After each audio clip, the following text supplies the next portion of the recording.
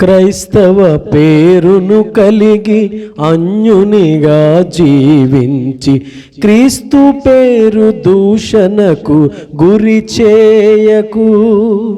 బడిలో ఒక పేరుతో గుడిలో ఒక పేరుతో ఉభయచరపు జీవితం మానుకో. వెచ్చగా ఉండు లేక చల్లగా ఉండు, నులువెచ్చని జీవితం బహుఘోరం. ఎలా బ్రతుకుచున్నావో యేసును అమ్మి వేసినావేమో, యోచించుమా నేస్తమా, గమనించుమా సేవకా.